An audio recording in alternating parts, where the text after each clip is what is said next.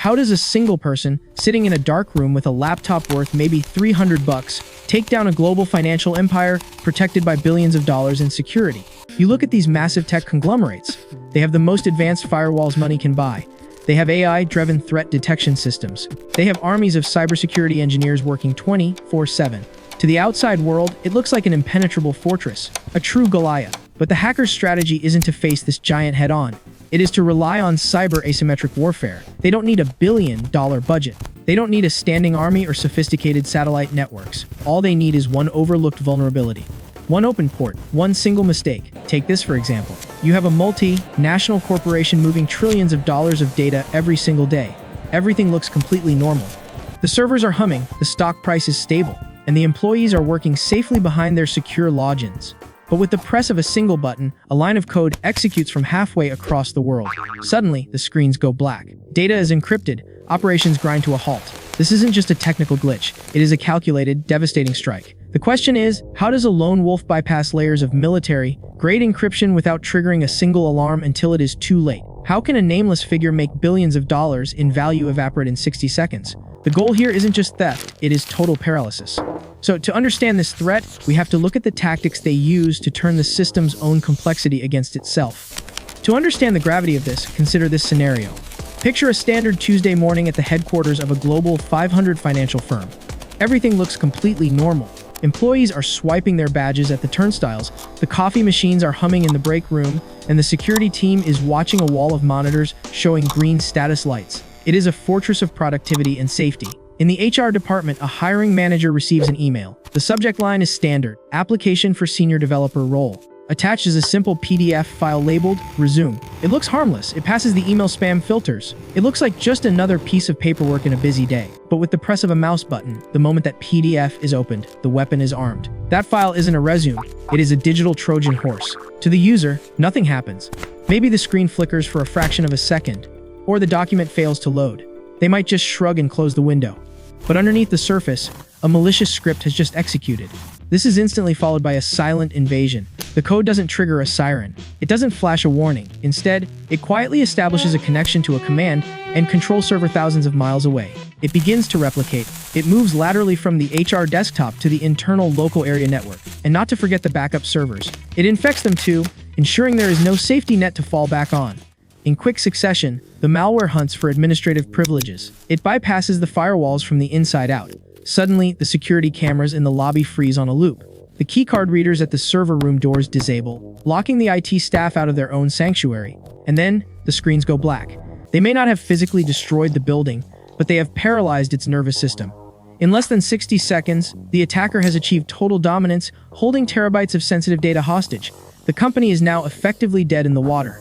This wasn't a glitch. It was a calculated multi-stage kill chain. So, let's look at the 6 key tactics they would likely use to execute such a devastating strike. Tactic 1. First, and perhaps the most chaotic, is the swarm. Before a hacker can strike, they need a map. They need to know exactly where the doors and windows are. But scanning a massive corporate network, pinging thousands of servers to see which ones respond, is loud. It triggers immediate alarms in the security operations center. So, they don't do it from one machine. They rely on the swarm. The attacker utilizes a botnet. This is an army of thousands, sometimes millions, of infected consumer devices, smart fridges, home routers, compromised laptops that are controlled remotely without the owners ever knowing. The tactic here is simple but deadly. Instead of trying to find a vulnerability with a single precision scan, which would be detected, they deploy these thousands of zombie devices to ping the corporate network from every direction simultaneously. The goal is to overwhelm the target's intrusion detection systems. It creates a storm of traffic, generating so much noise and so many false positives that the security team cannot distinguish between a harmless glitch, a denial of service attack, or a reconnaissance mission. By presenting more targets than the defenders can track at once, the hacker masks their true intent. They are looking for one specific IP address that hasn't been updated in months, one forgotten development server running a legacy operating system. While the security team is busy fighting the swarm of traffic at the front gate, the hacker slips through that one quiet, forgotten back door. Moving to tactic 2, the silent killer. This is social engineering. You can have the strongest firewall in the world, spending millions on next-generation encryption, but it is completely useless if someone on the inside unlocks the door for you. Hackers know that the weakest link in any security chain is not the hardware, it is the human being. This approach is not about writing complex code or cracking algorithms. It is about psychological manipulation. In a targeted conflict, the hacker creates a detailed profile of a specific employee. They might scour LinkedIn to find a junior IT administrator or a finance officer. They learn their habits, their writing style, even who their boss is. Then, they craft a message, a spear phishing email, that creates a manufactured sense of urgency. It could be a password reset request that looks exactly like the company's internal portal. It could be a demand from the CEO for an immediate wire transfer to close a deal. The goal here isn't just access, it is legitimacy. If they can trick a user into handing over their credentials, the hacker doesn't need to break in. They simply log in. To the security system, everything looks completely normal. It sees a valid username and a valid password entering the system at 900 a.m. It doesn't know that the person behind the keyboard is an enemy combatant operating from a basement halfway across the globe. This allows the attacker to bypass the perimeter defenses entirely, effectively walking right past the armed guards at the front gate wearing a stolen uniform. Here comes Tactic 3, the kill zone. This is privilege escalation. Once the hacker is inside, whether through a swarm attack or social engineering, they are usually operating with a low-level account. Maybe they have the access rights of a receptionist or a guest user. This is dangerous ground for them. If they try to access sensitive financial data or delete files now, the system will block them, and the antivirus software, the digital sonar, will pick them up. So the hacker employs a sleep mode. They sit silently in the system, sometimes for weeks or even months. They watch.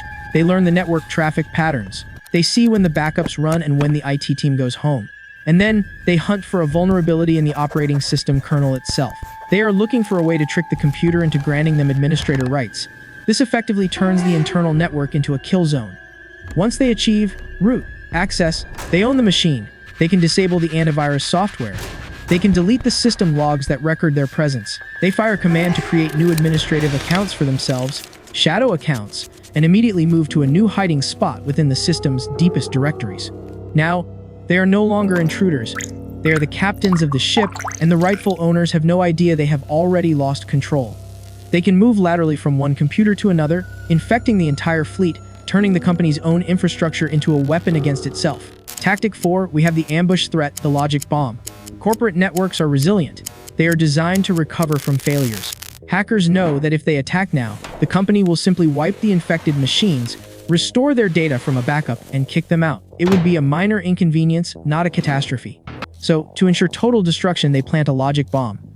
This is a piece of malicious code designed to sit dormant, hidden deep within the system files or even inside the legitimate software updates. It waits for a specific trigger. Maybe it is a specific date, like a holiday weekend when the IT staff is operating with a skeleton crew. Maybe it is triggered when a specific database is accessed. It is a surprise ambush tactic designed to damage high-value assets when they are most vulnerable. Crucially, the code replicates itself into the backup servers first.